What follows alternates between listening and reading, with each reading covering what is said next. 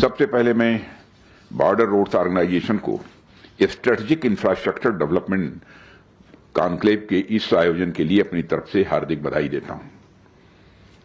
साथियों, यह कॉन्क्लेव ऐसे समय हो रहा है जब भारत इंफ्रास्ट्रक्चर डेवलपमेंट और स्ट्रेटेजिक प्रिपेयर्डनेस में एक अभूतपूर्व परिवर्तन के दौर से गुजर रहा है। अभूतपूर्व परिवर्तनों के दौर में बीआरओ की शानदार भागीदारी के लिए मैं डीजीबीआरओ लेफ्टिनेंट जनरल हरपाल सिंह और उनकी पूरी टीम को हार्दिक बधाई देता हूं। साथियों, इस कॉन्क्लेव की जो थीम है, जैसा मुझे बतलाया गया है, accelerating strategic infrastructure through technology, through innovation and execution excellence.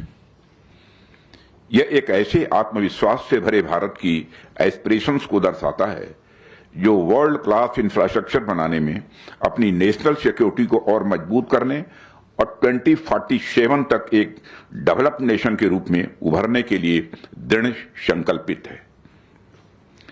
वैसे तो मैं समय समय पर बीआरओ के अपने साथियों से मिलता ही रहता हूं, हमारी बातचीत भी होती रहती है, लेकिन आज का अवसर उससे कहीं अलग है। इसलिए मैं आप सबसे देश दुनिया पर भी कुछ अपने विचार साझा करना चाहूंगा। क्योंकि यह कॉन्क्लेव इंफ्रास्ट्रक्चर के ऊपर आधारित है, इसलिए मैं इंफ्रास्ट्रक्चर की इंपॉर्टेंस से ही अपनी बात प्रारंभ करता हूं। साथियों, यदि हम इतिहास के पन्ने पलट कर देखें तो एक बात पूरी तरह से स्पष्ट हो जाती है, किसी भी सभ्यता का सबसे भरोसेमंद पर्याय उसका आर्किटेक्चर और उसका इंफ्रास्ट्रक्चर ही रहा है। प्राचीन भारत के उत्तरापथ और दक्षिणापथ से लेकर शेर शाह सूरी की सड़के आजम तक, या फिर दुनिया की हर महान सभ्यता के भव्य निर्माणों तक आप देखेंगे तो पाएंगे कि इतिहास सभ्यताओं को आज भी बहुत हद तक उनके बनाए रोड्स, ब्रिजेज और इंफ्रास्ट्रक्चर प्रोजेक्ट्स के कारण ही उन्हें जानता है।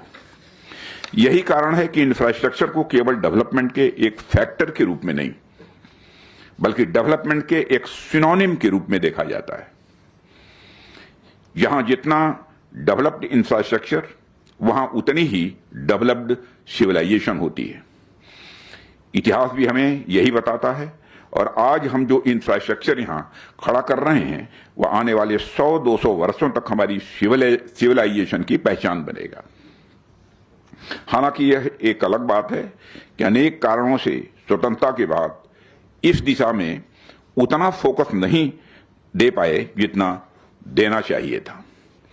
मैं यह नहीं कहूंगा कि कुछ हुआ ही नहीं, ऐसा कहना भी मैं समझता हूं कि फेयर नहीं होगा। जिसकी जितनी कैपेबिलिटी और जिसका जितना विजन रहा, उसने अपने अपने ढंग से कंट्रीब्यूशन दिया। उसे पूरी तरह से नकार देना भी मैं समझता हूं कि उचित नहीं होगा।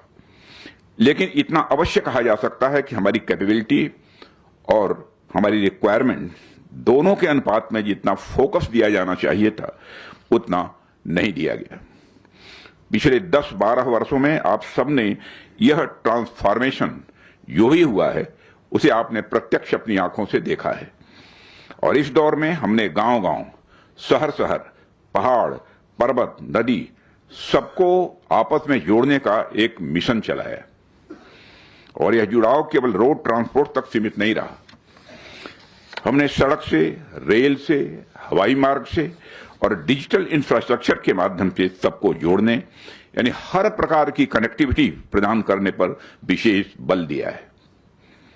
हमने यह इंश्योर किया कि दूर दराज के किसी भी क्षेत्र में रहने वाला कोई भी नागरिक मेन स्ट्रीम से कटा हुआ महसूस न करे। और साथियों, हमने ऐसा इसलिए किया क्योंकि हमने कनेक्टिविटी को सिविलाइजेशन के डेवलपमेंट का एक अनिवार्य अंग माना। हमारा लक्ष्य केवल भारत के नक्शे पर सड़कें बनाना नहीं है, बल्कि भारत के हर नागरिक के मन में यह विश्वास बनाना है कि देश का कोई भी कोना अब हमसे दूर नहीं है। हम यह समझते हैं कि जिस देश का इंफ्रास्ट्रक्चर मजबूत होगा, उसी देश का फ्यूचर भी सबसे अधिक मजबूत होगा। इसलिए हम आगे भी भविष्य में इसी प्रकार कार्य करते रहेंगे।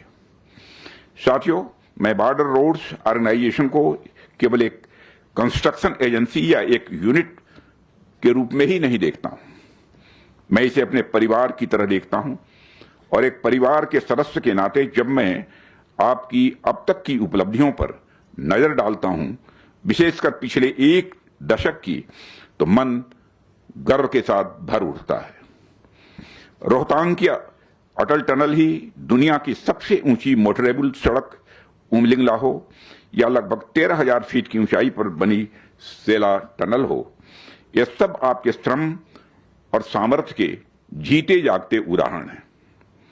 ये उपलब्धियां अपने आप में साधारण नहीं हैं, बल्कि ये उपलब्धियां अपने आप में एक चमत्कार हैं।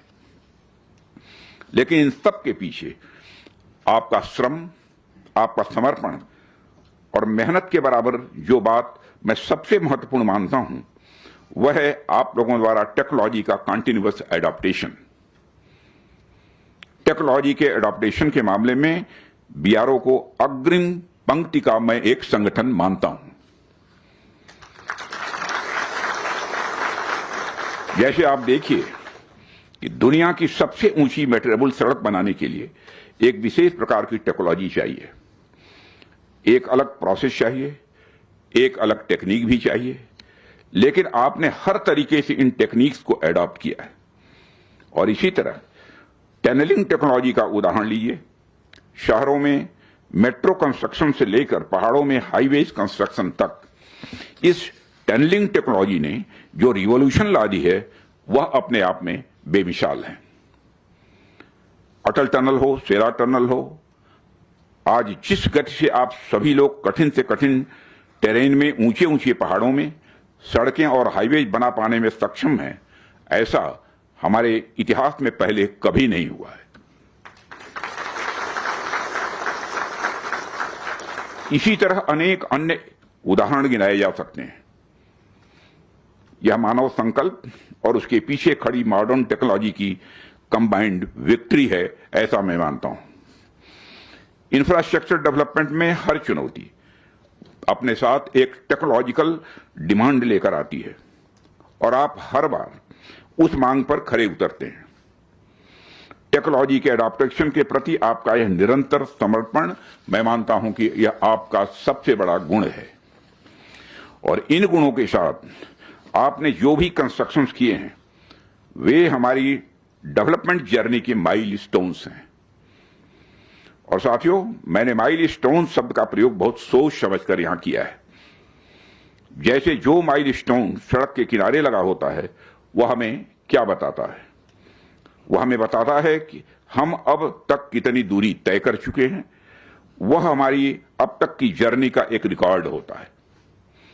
ठीक इसी प्रकार ये जो इंफ्रास्ट्रक्चर माइलस्टोन्स हैं, ये सब पूरे राष्ट्र की डेवलपमेंट जर्नी को बताते हैं। ये माइलस्टोन्स हमारी प्रोग्रेस की लैंडमार्क्स हैं। और साथियों, एक महत्वपूर्ण बात जो मैं आपसे कहना चाहता हूं, वह यह कि हम एक ऐसे समय में जी रहे हैं जब दुनिया का स्ट्रेटेजिक लैंडस्केप बहुत तेजी के साथ बदल रहा है। दुनिया के अलग अलग हिस्सों में हम कॉन्फ्लिक्ट्स देख रहे हैं। यह भी देख रहे हैं कि आज वारफेयर का स्वरूप भी तेजी के साथ बदल रहा है। आज बहुत कुछ एयर पावर, प्रिसीजन और मॉडर्न टेक्नोलॉजी से तय होता हुआ दिखता है। लेकिन जरा गहराई से सोचिए तो एयर पावर भी तो आखिरकार लैंड इंफ्रास्ट्रक्चर पर ही टिका हुआ है।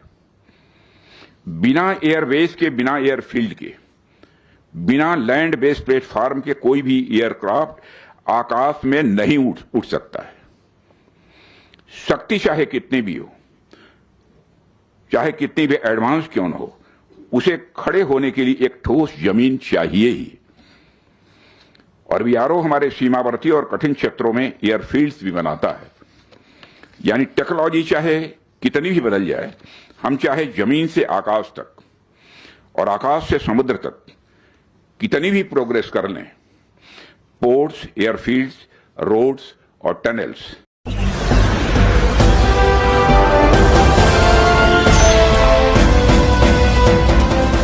आप देख रहे हैं लाइव न्यूज 9 99 राष्ट्र सबसे पहले।